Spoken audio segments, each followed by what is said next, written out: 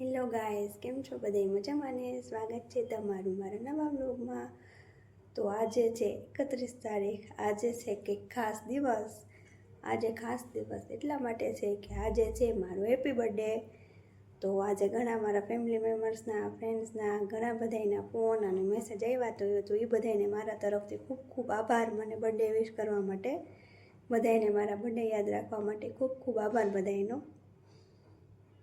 અને બસ તો હવે આવી ગિફ્ટની વાત. તો ગિફ્ટમાં ધ્રુવભાઈએ મને ઉઠતા વેત જ ગિફ્ટ આપી દીધી હતી.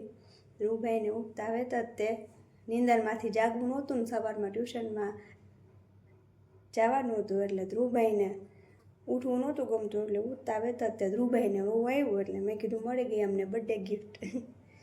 અને અક્ષરની બર્થડે ગિફ્ટનું એને મને કાંઈ કીધું નથી, એની બર્થડે ગિફ્ટ સરપ્રાઈઝ છે. તો હવે સાંજે ખબર પડે એની સરપ્રાઈઝ શું છે.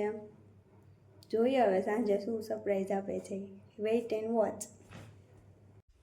અમે અત્યારે પહોંચી ગયા છે બર્થડે સેલિબ્રેશન કરવા માટે સૂર્યા હોટલમાં. તો અમે બધા બેઠા છે ઓર્ડર દઈને.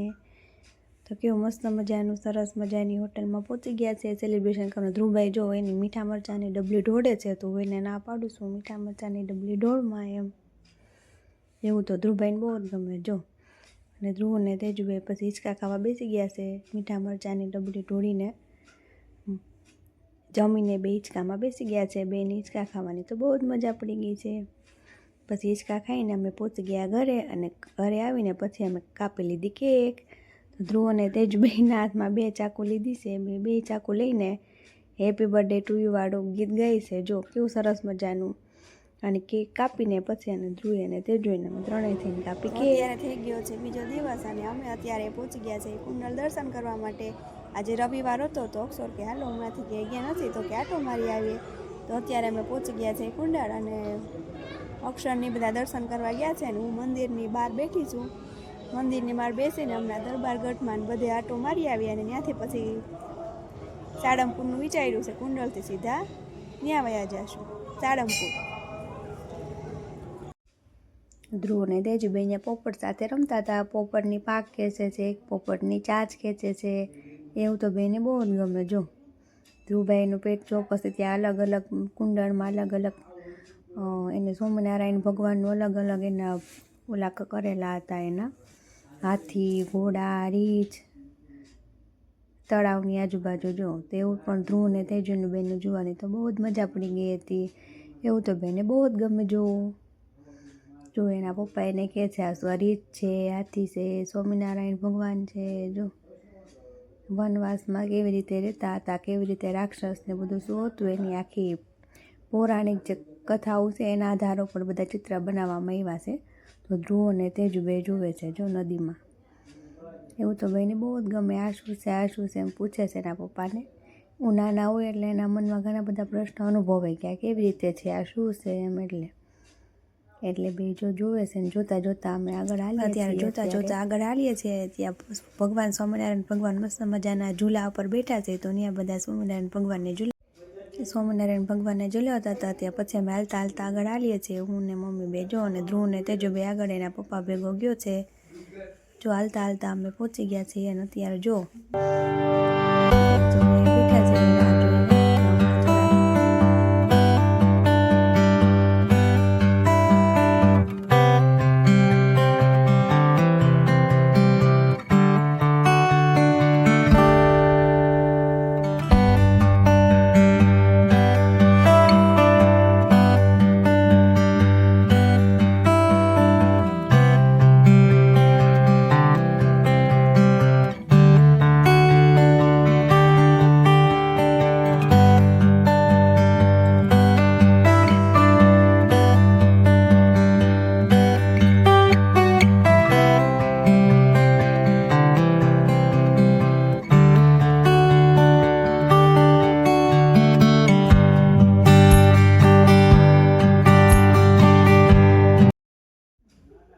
પછી આ છે બધી સ્વામિનારાયણ ભગવાનની મૂર્તિઓ. જો કેવી સરસ મજાની, જોતા જેમ થાય કે સ્વામિનારાયણ ભગવાન સામે બેઠા જ રહે એવી મસ્ત મજાની મૂર્તિઓ મળતી હતી. જો કેવી સરસ મજાની મૂર્તિઓ છે. અને ધ્રુવ અને તેજુભાઈ જો દાદરા પાછળ. અને પછી અમે માણી પડીકાની મોજ. ત્યાં ભેગા થઈને મસ્ત મજાના પડીકા ખાધા. અને ધ્રુવ અને તેજુભાઈ જો અત્યારે હિંચકા ખાવા માટે બેઠા છે. જો ત્યાં ગાર્ડન હતું કુંડાળમાં, બહુ મસ્ત ગાર્ડન છે, છોકરાઓને બહુ જ મજા આવે ત્યાં. તો ધ્રુવભાઈ જો હિંચકા ખાય છે અને તેજુભાઈ હિંચકામાં લસરપટ્ટીમાં બેઠા છે. જો ધ્રુવભાઈને હું હિંચકાવું છું, હિંચકા નાખું છું. ત્યાં આજે રવિવાર હતો પણ આજે વસંત પંચમી હતી એટલે એટલી બધી કંઈ ટ્રાફિક હતી નહીં, બધા લગ્નમાં હતા એટલે રવિવાર હતો તો પણ એટલી બધી ટ્રાફિક નહોતી, નહીંતર તો કુંડળમાં રવિવારે બહુ ટ્રાફિક હોય. અને પછી અક્ષરે અમને બધાને બેસાડ્યા મોટી મોટી ચકેડીમાં. તો જોઈ ચકેડી હલાવે છે ને અમે બધા ચકેડીમાં બેઠા છીએ. મમ્મી, ધ્રુવ, હું ને અક્ષર, અમે ત્રણેય ચકેડીમાં બેઠા છીએ. તો બહુ જ મજા આવી ચકેડીમાં. અને ધ્રુવભાઈ ને તેજુભાઈ તો જો ગાડા ઉપર ચડી ગયા છે. ત્યાં ગાડાના બળદિયા ઉપર બેસી ગયા છે. જો ગાડાના બળદિયાને બેયને તો બહુ જ ગમે એમાં બેહવું એવું તો બેયને. તો ધ્રુવભાઈ જો એની પર બેસીને બળદિયાને મારે છે. એને પહેલાં તો બીતો હતો કે સાચો બળદિયો છે, પછી ખબર પડી કે આ તો અને પછી અમે અત્યારે પહોંચી ગયા છીએ કષ્ટભંજન દેવ હનુમાનજી મંદિરે. અને અત્યારે વાગ્યા છે રાતના 8 અને 8 વાગે અમે પહોંચી ગયા હતા ત્યાં. અને પછી ફટાફટ અમે ગાડીની પાર્કિંગ માટે જગ્યા ગોતીએ છીએ. અને જો અત્યારે અમે હાલીને દર્શન કરવા માટે